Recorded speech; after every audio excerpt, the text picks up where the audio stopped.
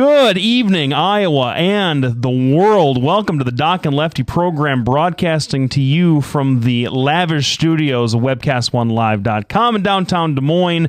This is Lefty coming to you with the perspectives you love from the sides you hate. And with me, as always, is the main man across the political divide, but close to my heart, Patrick Petrosh. Doc, what's up? You know, I'm doing pretty good. I think we're going to have an exciting show today. We have Ryan Rhodes. Exciting. We have DJ Maddie G in the house. Spinning on the ones and twos. You know how we do. Oh, I know. She's got great and exciting news that if she wants to share, we'll let her share. Okay. I also have a correction because occasionally I bungle stuff. And frequent listeners to the show know it's usually more often than not. And so this one, I had stated we have a special guest today, Ryan Rhodes, who's still special and is still a guest. But the part where I screwed up is I said he's going to be Iowa's campaign manager for Ben Carson. It turns out he hasn't officially announced. We were just excited to get Ryan on the show, especially if, Ben Carson with the Carson connection. I don't think so. I apologize for the error there. And instead, he's the state director for the American Legacy Foundation, and which is... We'll dig into that work here in the first couple of minutes, Ryan, if that's okay. Before we get into the issues, So how have you been?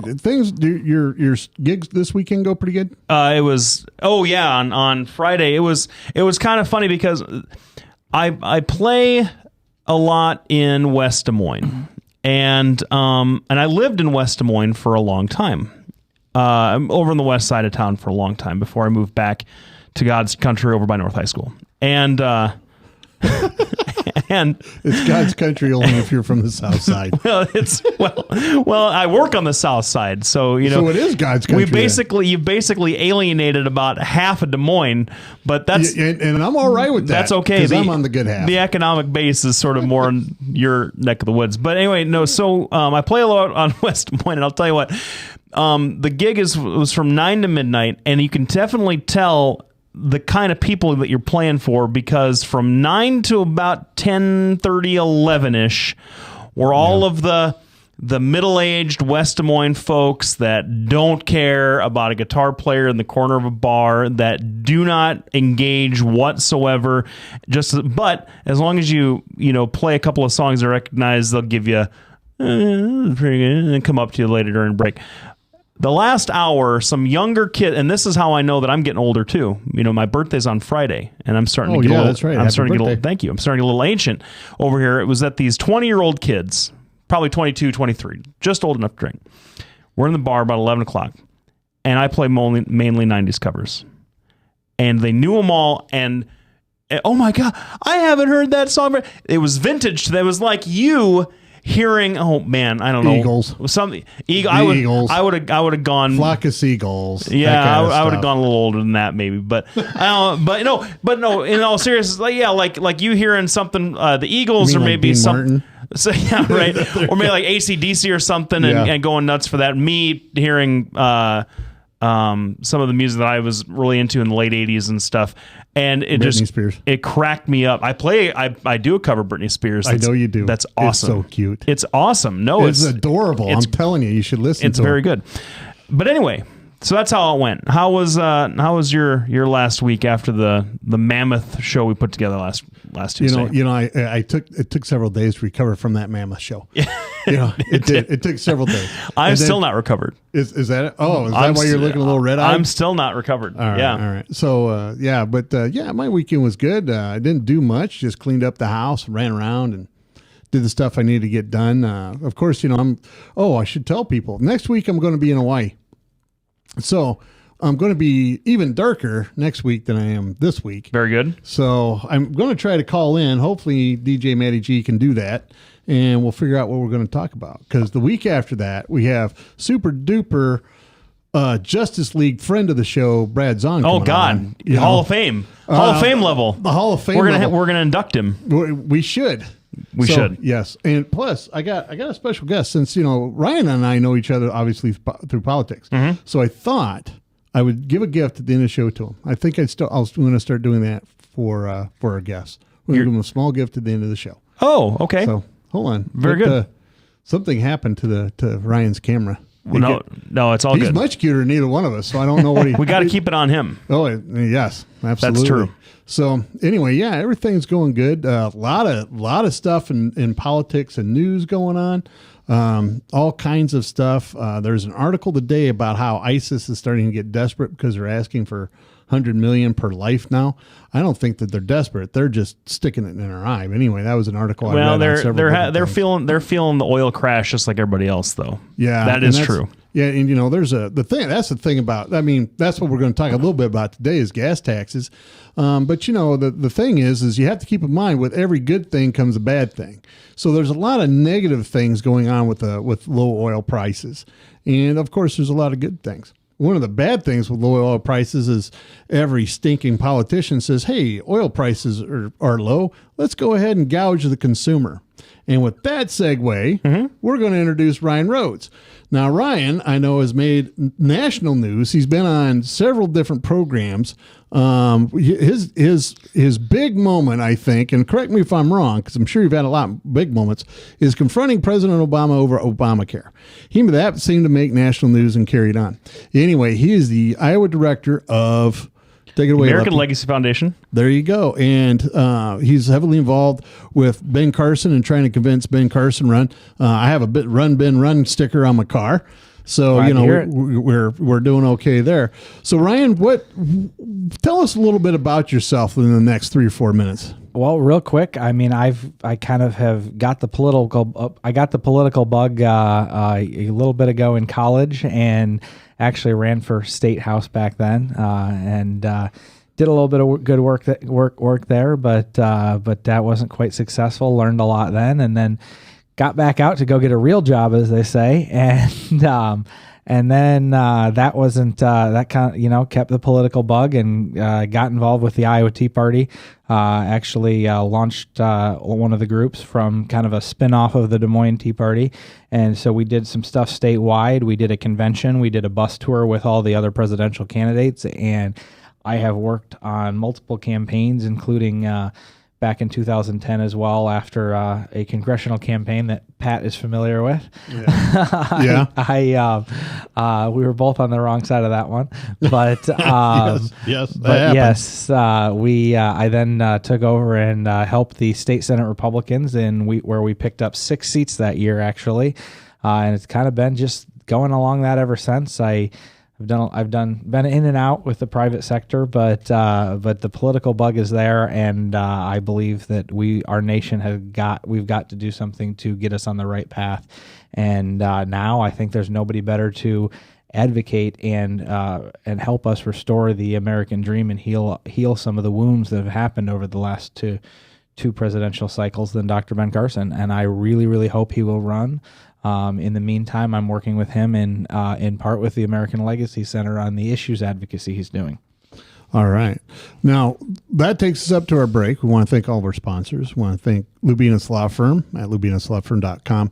Of course, my outfit, BertroshanAssociates.com, Halo Capital at Des Moines Interest Rates.com, and Des Moines Anesthesia PC, our longest sponsor that we've had. Mm-hmm. So, whatever drugs I fed them at dinner that one night really seemed to have taken hold. Well, it's just that they don't listen and they don't know what we do. I disagree. I think they know exactly what we do. Anyway, they're great gas passers. In other words, is anesthesiology. Mainly, they do a lot of pain management. So if you're having problems with pain management, please give them a call at 515-574-6442. Follow us on Facebook and Twitter at Doc and Lefty. And of course, we have new blogs. I'm going to have a new blog coming up. I'm going to write one on the plane. So you can check those out at docandlefty.com. We'll be back right after this break. Thanks everybody for tuning in. How can I help you? Bertrosh and Associates will provide you with a friendly, caring, and confidential place to find help for mental health concerns. We are ready for your call. Our doctor, Dr. J. Patrick Bertrosh, provides a full range of psychiatric services for children, adolescents, and adults in a forthright and informative manner while maintaining a casual, comfortable, and relaxed atmosphere. Whether you're 10, 25, 50, 80 years old and beyond, everyone needs to live within their means. I'm Tom Coates with Consumer Credit of America. For almost a quarter of a century, we've helped people of all ages learn to manage their personal finances to benefit them far into the future. When problems arise, we've got the experience you need to make those debt problems go away. Got financial problems? Call Consumer Credit of America. From the RE/MAX Real Estate Concept Studios, this is Webcast 1 Live. Hey, welcome back, everybody. Thanks for tuning in tonight. We're here with guest Ryan Rhodes, the Iowa State Director of the American Legacy Foundation Advocacy Group. Would you say think tank? Would you say think tank works? Would be a you don't hear a lot of big take of brains. Yeah, you don't hear a lot about think tanks in Iowa necessarily, but we've got a few, and Ryan is a part of one of them. Pat, you have a lot. You wanted to talk about the gas tax. Ryan wants to talk about the gas tax. Me, I'm a little ambivalent about the gas tax either way. So why don't you take it away here and you guys talk about it, and I'll do my thing. I'll do my patented sniping from the sidelines. Is that it? Yeah. Hiding in the bushes. Yeah. With your your buddy said those guys were cowards. What? The snipers. The snipers? Who said that? Michael Moore. Oh, my Everybody on the buddy. left. Oh no, I don't think Lefty's a Michael Moore fan. I'm just I don't know Michael per se. But I did. I'll tell you what. When Fahrenheit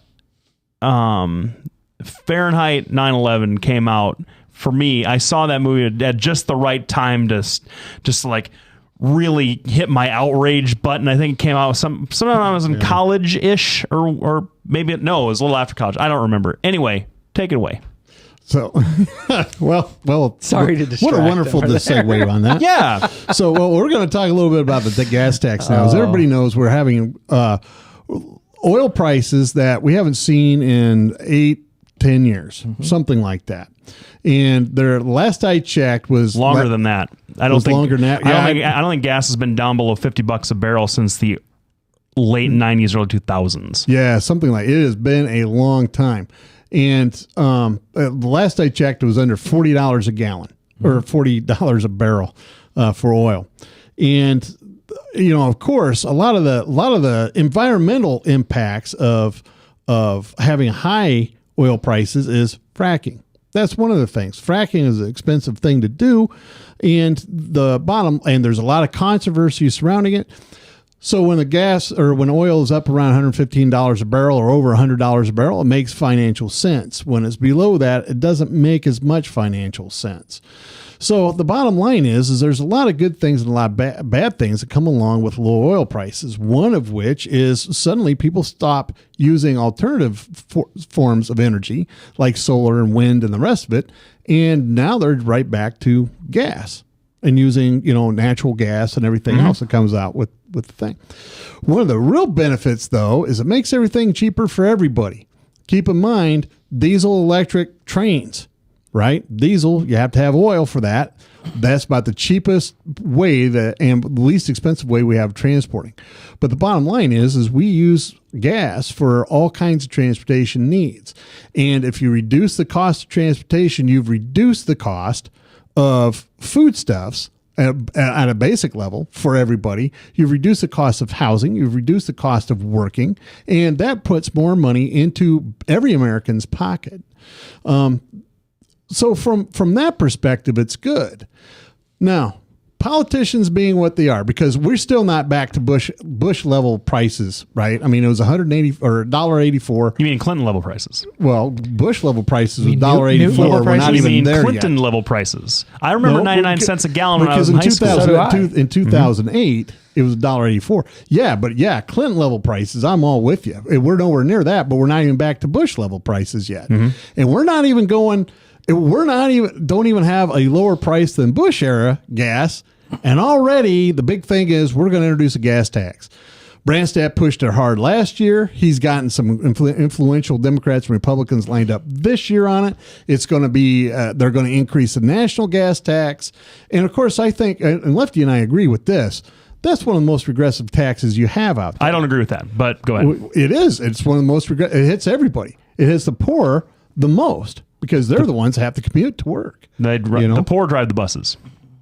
The middle class in Des Moines, Iowa, the poor. Yes, they do. But the bottom line is the middle class drives. It hits the middle class the hardest, but go on. I don't want to do too much of this arguing the specifics about it because I don't know. I don't know. Talking about it in 2 weeks anyway. Yeah, well, the economic impact of the gas tax is such that a lot of both liberal and conservative economists say we need it, and so I don't know what to think about it. Yeah, and that's not, I'm just gonna let that sit there. If you guys, so I don't have an opinion one way or the other. I just know one thing: Republicans and Democrats in Iowa both agree. At least that's what at the legislature agree. A couple of them. Republicans and Democrats in the state house agree that a gas tax that funds the road use tax fund in this state is required to help. I think you'd be build up the roads and bridges. I think there's a minimal amount of Republicans that would agree in the that. leadership. That's not what the leadership. There's says. a couple of them, but who are the people in the leadership that would agree with this here in Iowa? Well, I think for one, and Jake Chapman actually is a great guy who's proposed. Senator Jake Chapman has proposed an alternative to it, because I think you see a lot of people who realize that you don't need to just raise taxes on everything every time, and that whether it's the national gas tax or the state gas tax. Like I said, I talked to Ben. Ben said he would not be for those gas taxes. Okay, he would not be for raising these taxes. The government takes in enough money. It's time that they start using the money they take in better. I think the same goes for the state level as goes for the federal level. When you have a budget that has surpassed $6 billion. And it was not even close to that recently. I mean, it's time to start going, okay, how can we use these funds better? And roads are a real purpose that we really need to do. And, do you think Ben would support a percentage as opposed to a per gallon tax? Because I think that's part of the problem is we haven't had an increase since the mid-90s in the gas tax. And I know at least in the last 4 years that we've had to reach into the general fund, and that's nationally, reach into the general fund to be able to make these repairs that we've been wanting. Would he support a percentage tax, gas tax, or would he still want to stay with the per gallon gas tax? Well, from my understanding on that, and he said he would not want new taxes on it, but from my understanding, it's time to start making the government do less, not just figuring out new ways for them to tax people. And whether it's percentage or other things, you can talk about trying to bring in more revenue there, but the fact is they're bringing in far more than enough revenue, and it's time to start using the revenue that's come in much better for the people. Roads is one of those ways. It is a necessary thing, and that would be on a priority list, obviously. Now, we just had another bridge collapse on I-35 here. I think it was Friday. I can't remember the date, But I can tell you from even the new bridges that are being put up, those are great. But if you go to southern Iowa or out even to rural Iowa in Warren County, which is a fairly wealthy county, a lot of these bridges really are beat up. I mean, if you get out and look underneath, they're deteriorating at a record rate. The one between Indianola and Knoxville is scary. That one, I can't remember the name of the town, but you'll know it when you see it. It's this old rail bridge that goes over the highway. Yeah, absolutely. So, how would you address those issues? Because even though they have enough money, it's obvious that these bridges aren't getting fixed. Well, once again, as we looked at the, I mentioned Senator Jake Chapman has a great bill that would actually utilize money going to the right areas without retaxing people. It's something I would encourage people to ask him about because it's a very unique bill that gets money out there that should be going that should be going to the road use and helps do that. The other problem is in Iowa specifically, the Time 21 formula is broken. Okay. Because all the money goes into Des Moines, and no matter how much you want to fix any of those rural bridges and those rural things, okay, Des Moines needs good roads too, but you could raise the gas tax and still not fix the problem. And that's what a lot of people don't want to acknowledge is that until you fix the formula, you're not going to fix the problem anyway. So far beyond having the ability to talk about raising it and then saying this problem will be solved overnight, it's time to actually fix the formula for distribution as well as realize that the constitutionally protected gas tax is actually more specific to highways than it is some of the rural roads that you want to get fixed. As well. Now, we're going to be back right after this break. We have a special guest, Ryan Rhodes, who's working very hard to get Ben Carson run for president.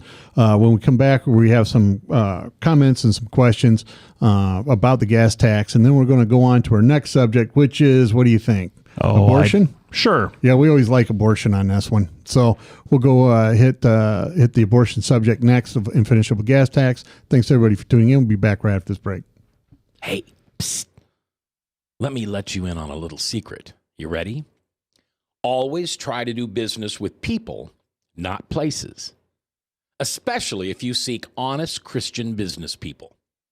And when it comes to my car, I really need to trust who's working on it. Now, my family is so blessed. A few years ago, we found a family-owned automobile repair shop that operates as a Christian business also. Open, honest, reliable, trustworthy. It's AMCO on Hickman Road in front of Kmart, and it's a family-owned Christian operating business. This family treats your car as if it was their car. Everything from oil changes to transmission repair and everything in between. So the next time you feel the need to be at peace with your choice of who you can trust with your car, give AMCO on Hickman a chance to serve you. And tell them Max sent you. From the RE/MAX Real Estate Concept Studios, this is Webcast One Live. Hey, welcome back, everybody. Thanks for sticking around for this segment. We got Ryan Rhodes, the state director of the American Legacy Foundation, here with us today. You know, let's spend 3 seconds wrapping up gas tax, because I want to ask you this question. And I have once again, I don't know really how I feel about it, but it sounds like the gas tax as constructed right now is designed to go towards roads, bridges, what have you, and being charged at the pump, it doesn't just get the Iowans that use the roads, it gets the out-of-state folks who use the roads. Terry Branstad, on his pre-State of the State address, or Condition of the State address last week, gave an interview saying, hey, we need to do this now while gas prices are low, so it doesn't hurt as bad. We know that oil is going to go up, but if we do it in a smart way, we can address that issue. Plus, we can spread the pain to folks who are out of state. These out-of-state companies that use I-80 and all these other roads with their trucks, which are the number one destroyer of road infrastructure in the country.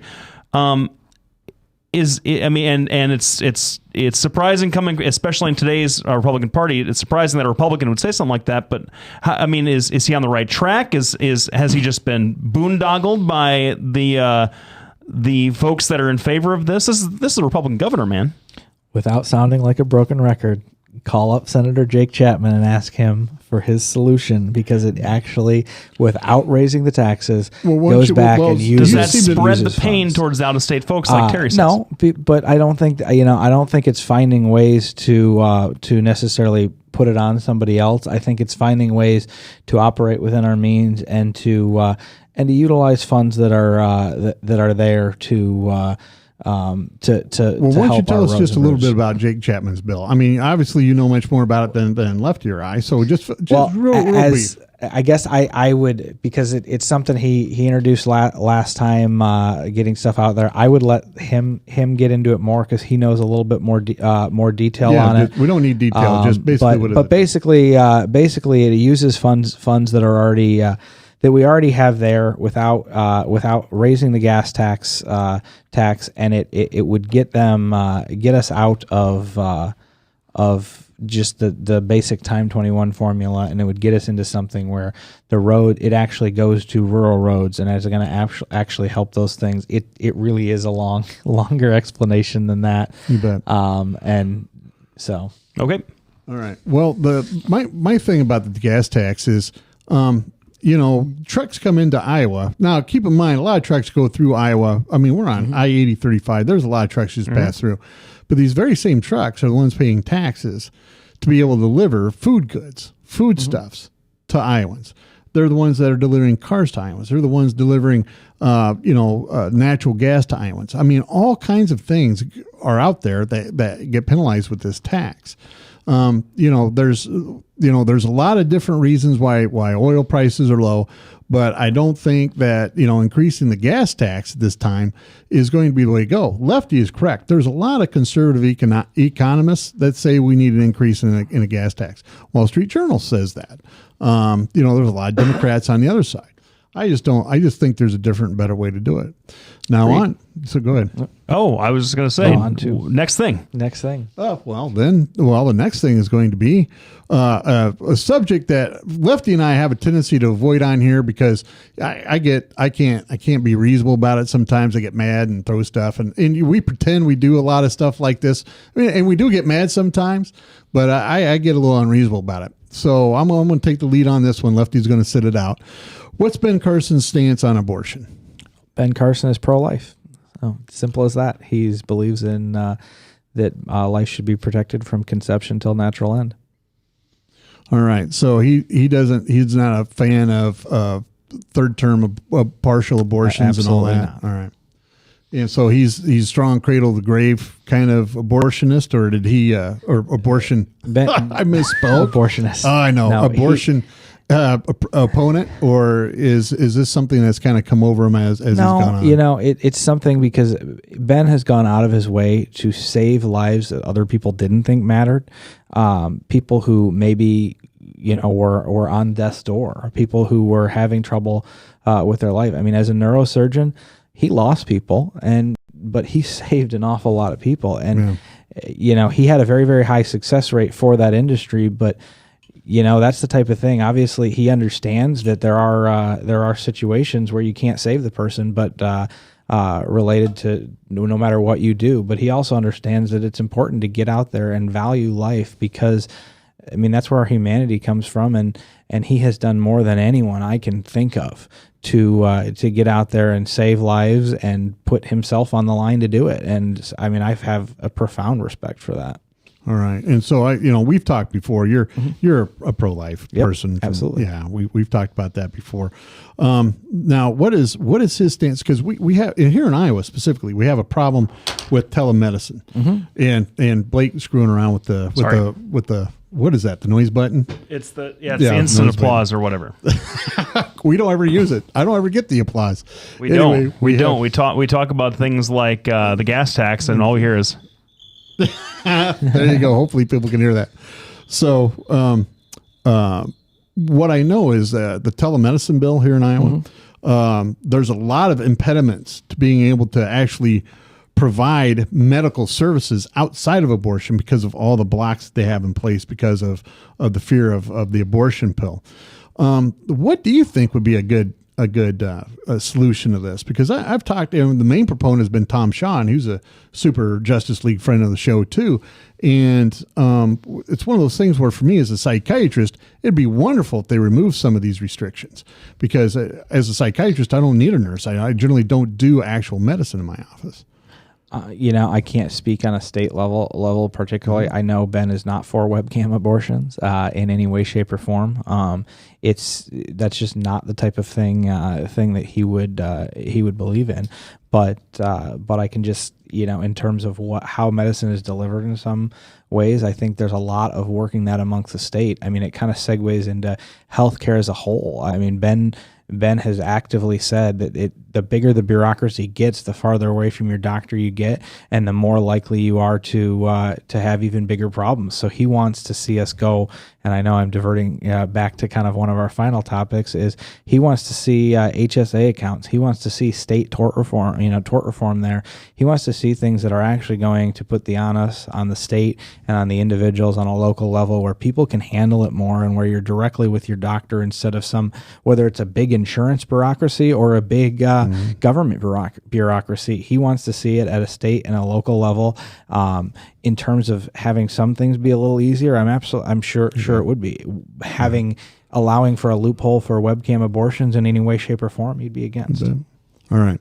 We have a special guest, Ryan Rhodes, with us today. He's working with Ben Carson, trying to get Ben to to run. We also have the State of the Union address tonight. Isn't it going on right now? I think so. Yeah. And then our very own Joni Ernst, who is made the liberal left run screaming and pulling their hair out for some reason, who's going to be giving the response. One of our listeners, Dane Nelson, remember him? Mm-hmm. Yeah, he's saying he's hoping that she'll hold off at least until the ISU game is over. So we're with you, Dane, because you have to have your priorities. Thanks, everybody, for tuning in. We'll be back right after this break. We're going to be going over the Obamacare subject next and where Ben stands on that. Thanks, everybody, for tuning in. We'll be back right after this break. Bertroche and Associates will provide you with a friendly, caring, and confidential place to find help for mental health concerns. We are ready for your call.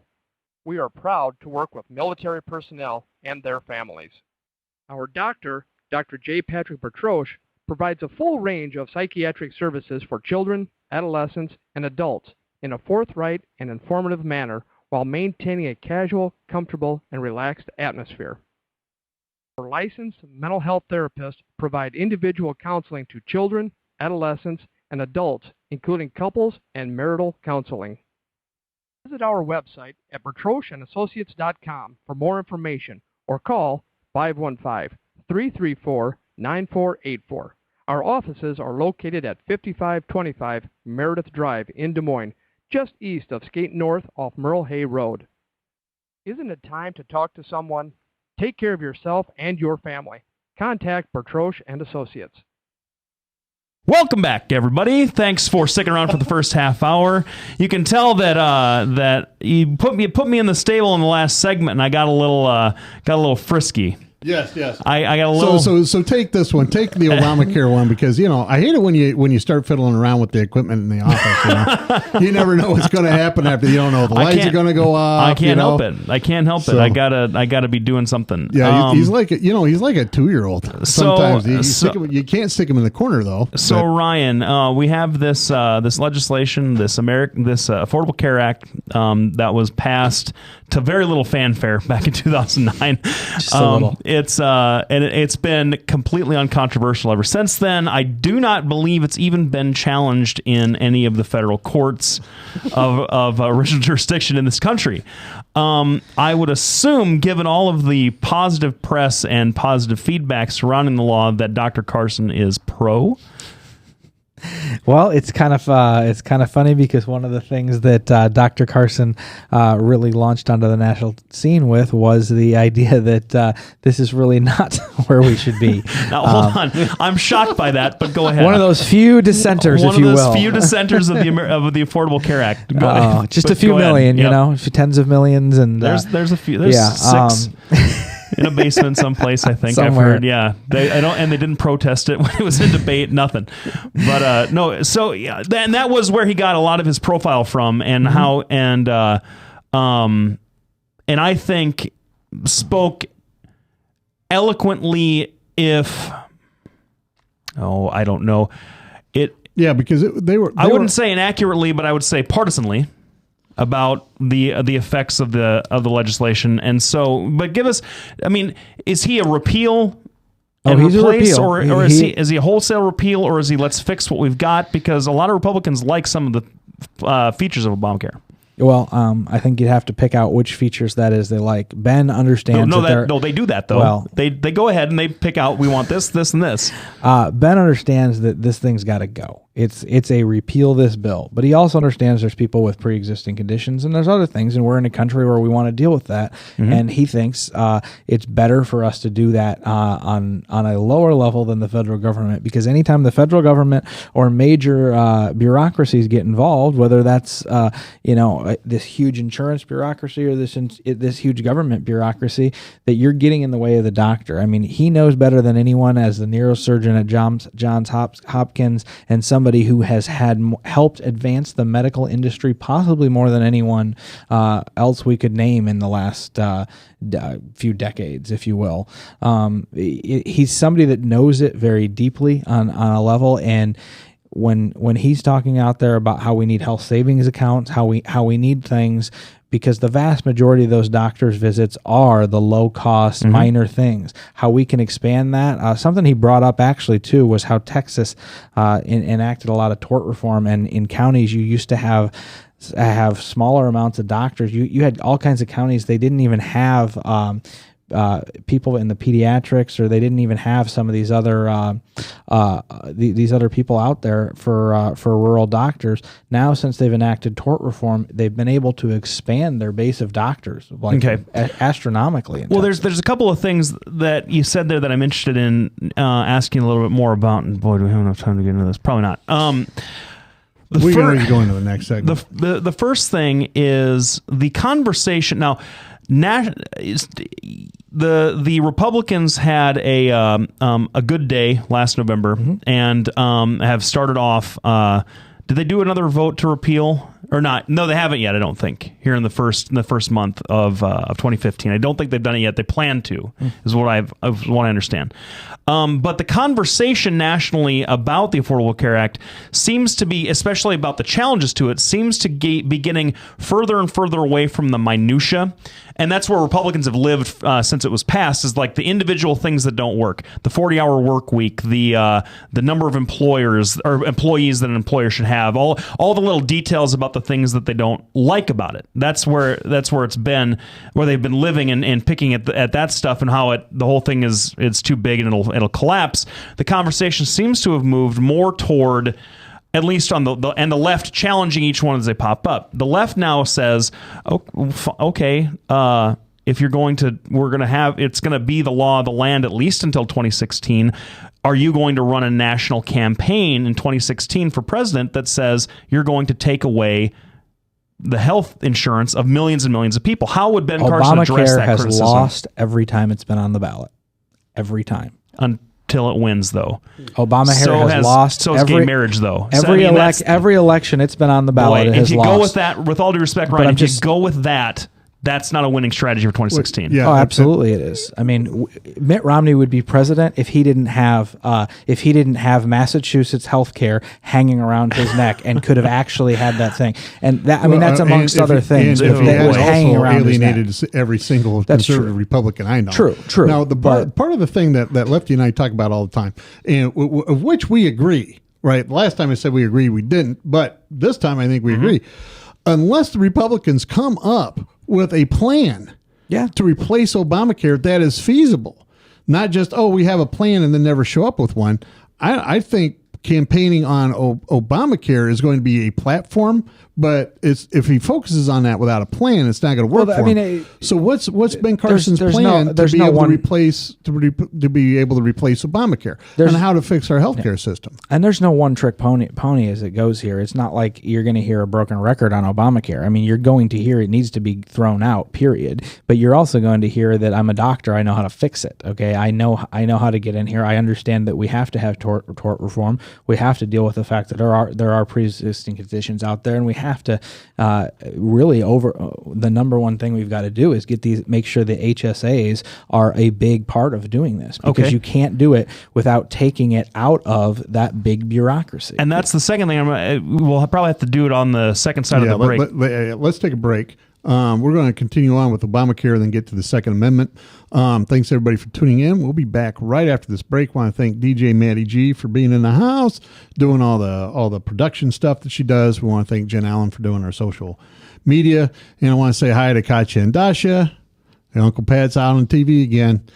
Everybody, I'll see everybody back after the break. From the RE/MAX Real Estate Concept Studios, this is Webcast 1 Live. Get away from us, you mean old credit card. We don't have any more money. We're in trouble now. Save us! Help! Somebody save us! Somebody help! Help! Save us!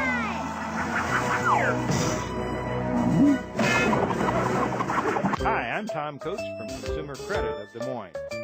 If your credit card's a little too animated, give us a call. Hooray! We're saved! Consumer Credit! You're our hero! If Tom Coates from Consumer Credit of America was your personal webmaster, Tom would filter out all bad debt emails. If Tom was your mailman, you'd never get any debt reduction junk mail. If Tom Coates was a lineman, he'd block any phone calls offering to reduce your credit card debt. Hi, I'm Tom Coates with Consumer Credit of America, and we're still your best choice for credit counseling. We're local, we're accountable, and we can do more. You make the call when the time's right for you. When it comes to competition, there really is none for Consumer Credit of America. Hey, welcome back, everybody. Thanks for sticking around. We're here with our special guest for the entire hour, kind enough to give us his time, Ryan Rhodes, the State Director of the Iowa Legacy Foundation. I want to finish up on Obamacare, the ACA, the 1,000-page behemoth, whatever you want to call it. Because there's one thing that you kept coming back to, and I don't know if this is what Dr. Carson's main, or one of his big things is tort reform. And you hear a lot of the folks on the right talk about tort reform as this thing, as one thing.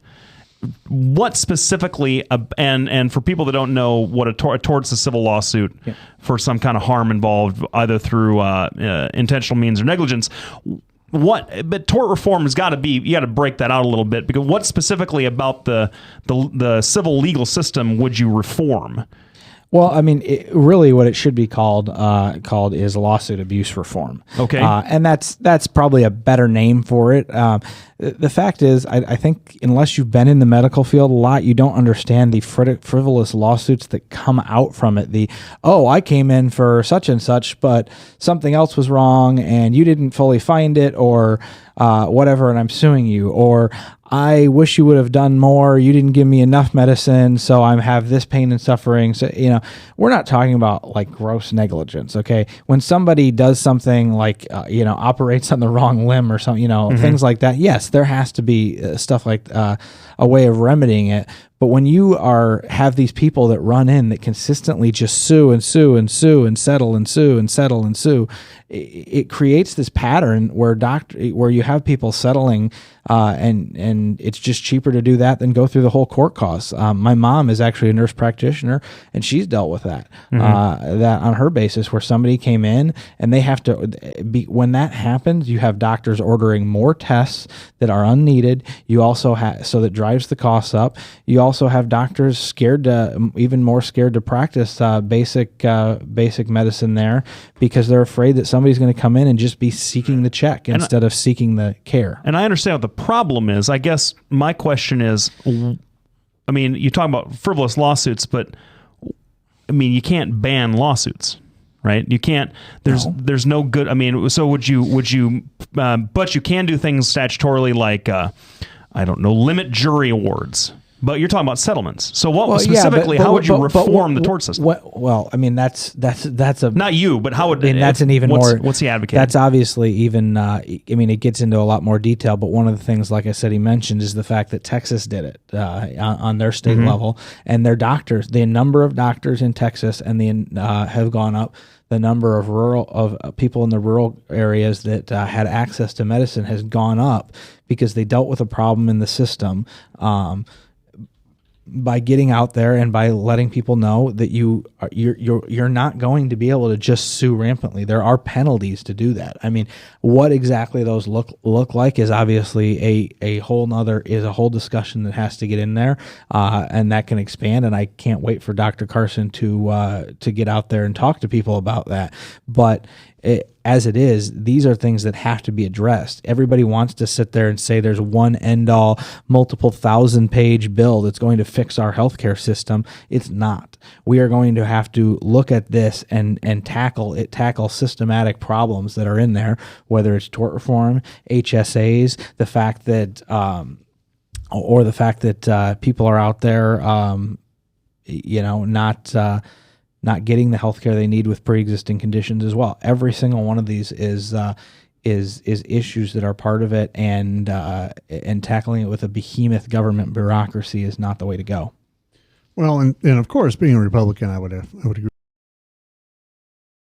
Blake and I talk about this quite a bit. And in fact, it's my brother Joe's a fairly conservative guy, but he's always disagreeing with the tort reform thing as well.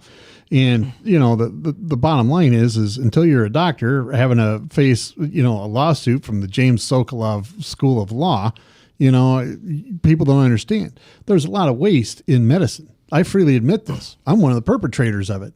There's something called the Depakote level. You have to get that, even though the part that really is dangerous for people to take, it doesn't show up on the test. But you have to get it because if something happens if a patient's on Depakote and you don't have that test, there's the end of your defense. So I get this expensive test, $200 for every patient that's on it every 3 months or every 6 months, depending on how long they've been on it. Adds a lot to the healthcare system. And I'm just one small doc here in Iowa. So, the tort reform is very important, to bring some kind of common sense back into, suing people. I mean, doctors, let's take a look at this. Lawyers look at who has the pocketbook, right? If there's no money to be had, lawyers, no matter how much they're into the justice system, want justice for their client, are going to tell their client there's no money here. And there are lawyers who will go out there and sue just because it's the right thing to do, because they're defending their client. But most of the time, you don't get lawyers like that. You get lawyers who say, well, there's no money in it. Those are the things that tort reform is going to help, I really believe. Keeping lawyers from... I just don't understand what tort reform means, I guess. But we should probably move on because we're running out of time. All right, we'll do it. So we'll go on to the Second Amendment. Now, I'll be perfectly honest. There's a man I met at last year's Faith and Freedom rally, and he was a big Carson supporter, and it was apparently one of the national people trying to get Ben to run. That's where I got my bumper sticker. And here late last year, Ben Carson gets up there and starts saying a lot of anti-Second Amendment rhetoric. And I'll be honest, made me stop and take a second think. Well, hold on, what's going on here? And he was saying a lot of stuff about, well, you need more gun control and all that. And he has reversed himself since then. I just want you to kind of explain what changed Ben Carson's mind about the Second Amendment issues. And we got about 3 minutes in this segment, and we can carry through to the next one. Well, it's interesting. Ben Carson had a very, very good national call where he talked about that, and he's explained that as it goes, the Second Amendment is constitutionally protected, and he is not going to. That's not going to be a problem for him. He's not going to be getting out there, and no one's going to have to worry about him coming for the guns. So I know that is one of the hits. I know there's a lot of other candidates that want to spread. And it's not entirely misinformation. He did say some things that obviously he had to explain. And you know what? He has said, "Come up and freely ask me on the trail," and he'll get in. But when you say something like that, you sometimes nobody's perfect in the national on the national thing, and you get an education quick. And I think that is something that Ben went through and realized. Hey, look, this is obviously something. We don't want the government getting out there and stifling a First or Second Amendment. Yeah, but what he really said, inflamed the program, the gun rights advocates. What he said was relating to the assault rifles in cities. I understand that, but if you ask Ben, you will fully get the answer that he is not looking to push any more gun legislation. All right. Well, that's good to know. We're going to be back right after this break. We're going to finish up the show, and we want to thank all of our sponsors, Bertrosian Associates at BertrosianAssociates.com, Lubina's Law Firm, Halo Capital at DesMoinesInterestsRates.com, Des Moines Anesthesia. They're at 515-574-6442. Please follow us on Facebook and Twitter at Doc and Lefty, and then also go to docandlefty.com and keep up with our blogs. We'll be back right after this break. I want to thank everybody for tuning in. Bertrosian Associates will provide you with a friendly, caring, and confidential place to find help for mental health concerns. We are ready for your call. We are proud to work with military personnel and their families. Our doctor, Dr. J. Patrick Bertroche, provides a full range of psychiatric services for children, adolescents, and adults in a forthright and informative manner while maintaining a casual, comfortable, and relaxed atmosphere. Our licensed mental health therapists provide individual counseling to children, adolescents, and adults including couples and marital counseling. Visit our website at bertroshandassociates.com for more information or call 515-334-9484. Our offices are located at 5525 Meredith Drive in Des Moines, just east of Skate North off Merle Hay Road. Isn't it time to talk to someone? Take care of yourself and your family. Contact Bertroche and Associates. Hey, welcome back, everybody. We're here with Ryan Rhodes, the state director for the American Legacy Foundation. Now, we've been talking this entire time about some of the issues of the prospective candidate, the national figure, Dr. Ben Carson. He's from Well, he grew up in Detroit. He lives out in Baltimore now. Okay. East Coast. I wanted to say Florida, but I couldn't remember. So thank you for setting me straight. With a Texas connection. Fair enough. That's so he's at all the big metropolitan areas. Yep. Yeah, and he the trifecta right there. Detroit, Baltimore, and Texas. One of these things is not like the other. One of these things just doesn't belong in those three city areas. But I wanted to we talked a little bit about the beginning of the show, but what is some of the work that you do at the American Legacy Foundation, other than advocate for Dr. Carson, but just sort of in general? It's an issue advocacy. It's issues close to Dr. Ben Carson, Carson's heart, as well as helping build the American Legacy Center.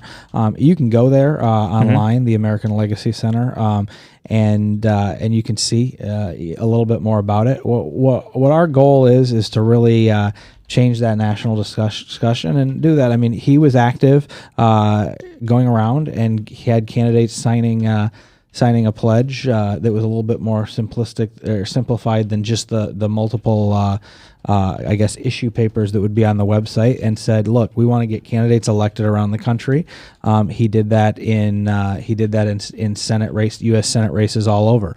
Joni's race was another one of those where he was excited to get involved with some of that stuff. So you have that, and that's on his PAC side of things. That was on his PAC side of things that he founded, and then the American Legacy Center has done issue advocacy. So there's multiple things involved there, and really it's about restoring America and advancing things that are going to take the government out of the hands of big federal bureaucracies and put it more back on a local level, whether that's Obamacare or whatever it may be, as it comes back and forth, whether it's making sure that we're not sending more massive taxes by raising another gas tax at the national level or anything amongst that. So. All right. So what's your plan for 2015 here? I mean, what do you see in your future here immediately for the next year? Well, for the next short period of time, I'll be working with this, and we'll be going all over the state advocating for these limited government issues, and encouraging anyone who's involved to sign on to that. And then my hope would be that Dr. Ben Carson decides I'm in and I'm running, and we can get people from all over the ground, all over the state, excited and out to do that, to take the Iowa caucuses by storm. So what do you think his percentage chance of running is? I think it's very high. I think you'll see over 90. I think it's up around that, probably around that area. I think he's got him and his wife will have to sit down and make that final decision. Him and his wife Candy, and they are. I think they're excited. They've just, when you get out there, you see such a grassroots enthusiasm for him, and I think that's something that he's able to really feed off of. I mean, you don't see him necessarily having high highs or low lows, but you walk out of that speech and you listen to him and you're inspired. I mean, it's something that we just haven't seen in a long time. So I was just gonna say, you may not know the answer to this, but you've got Jeb Bush, you've got Mitt Romney, you've got Mike Huckabee, kind of Jeb jumped in, and Mitt, I guess, is looking. Yeah. Well, it's more seriously, but you got these three guys basically forcing everyone to speed up their timetable. Yep. What has Dr. Carson given that any thought? Does that affect his decision making? I saw online that he's thinking about mid-May. Well, to I announce? mean, for his time of announcement, I mean, he's said that May 1st, potentially March, the end of March would be a time that he would let people know and make that announcement. His campaign chair, the person who would be his campaign chair if he ran, Terry Giles, has said that they'll probably be forming an exploratory in the next 3 to 4 weeks, and that's something I really hope to see.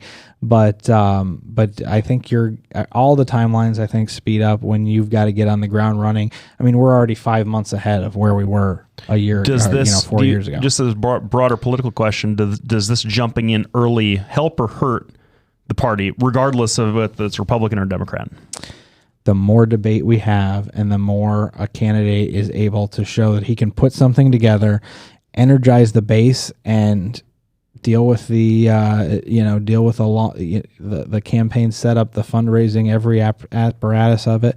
I think the more it gives him a chance to prove that he should be the next president of the United States. And so I don't think it hurts in any way, shape, or form. I don't think debate ever hurts us. Whether it's not even about the party, and I think Ben would say this too. This is about our country, and if you're not focused on that, you're not in it for the right reason. Who do you think on the left's going to run? I mean, Hillary's making all kinds of noises that she's going to go. Anybody else that you've heard of? I mean, you've got Governor O'Malley, you got Jim Webb, you've got multiple other people, but right now, I just don't think you have someone. I think the Democrats are clamoring for somebody like Elizabeth Warren, but she keeps denying it and denying it and denying it. Elizabeth Warren would have a definite base to possibly threaten Hillary. I mean, but Hillary's at this point, she's a tough little campaigner. More power to her. I mean, she polled at 43% in the last poll against George Bush. They're both very, very known quantities. That should scare both of them on a national level, because if you put somebody like Dr. Carson in this, the fact is, he's polling pretty well, and half the people don't even know who he is yet.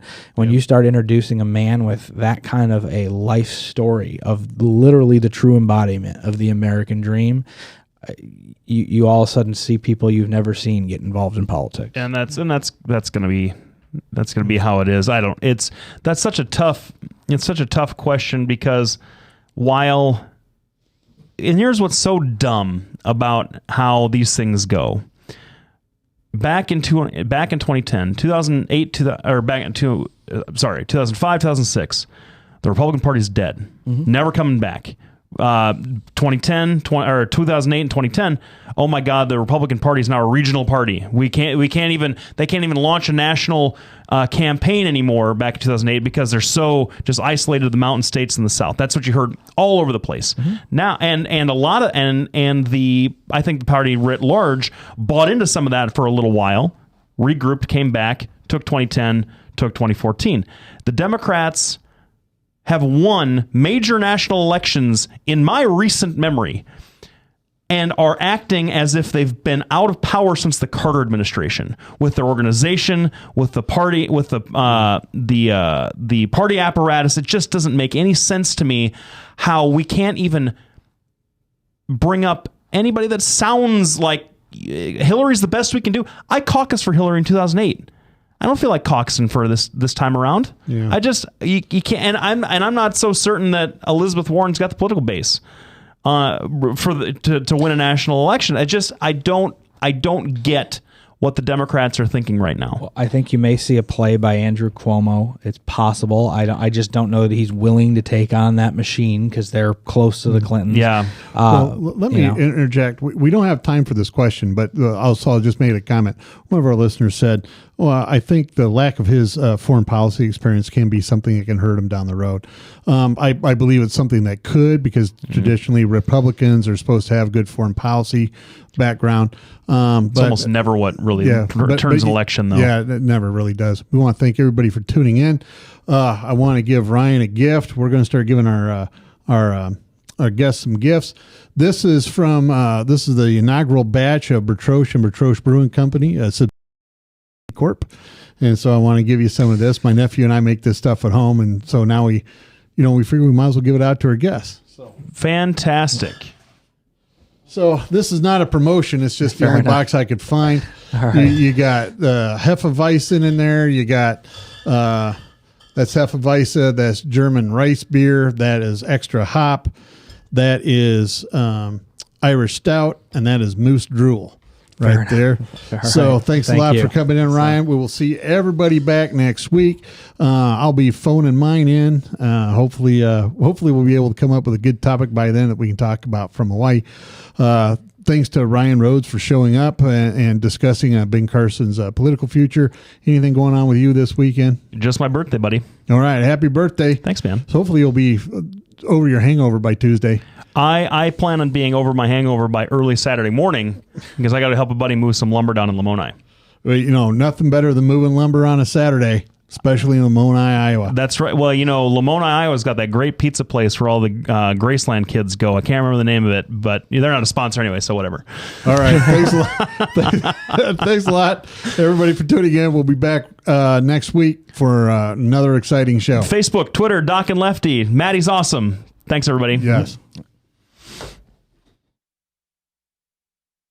Hi, I'm Representative Tom Shaw, and I love these guys. Both of them. Love these guys. Get over here. Get over here. Love both of them.